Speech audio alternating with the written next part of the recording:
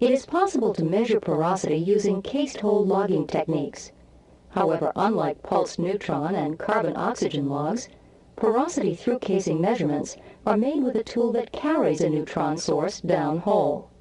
Modern porosity through casing tools are configured with two detectors, one far and one near, in much the same manner as the pulsed neutron capture tools, and are generally called compensated neutron logs, or CNLs.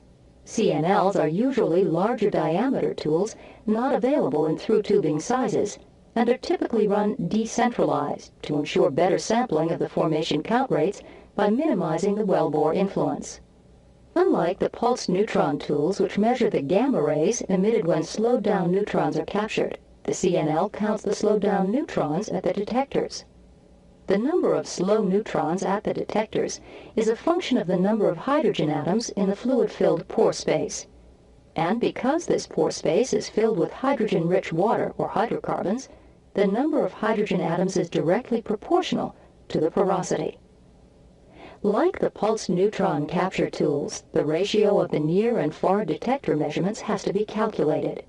This ratio is nearly linear for limestone and sandstone formations over normal porosity ranges. Porosity is presented directly on the log, typically on a limestone scale or occasionally on a sandstone scale.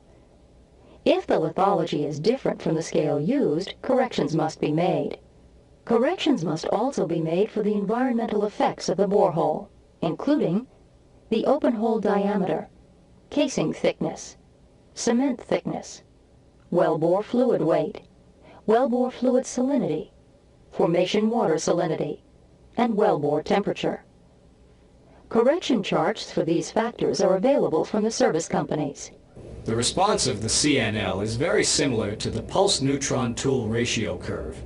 The presence of gas in the pore space causes the tool to indicate an erroneously low porosity due to low hydrogen density.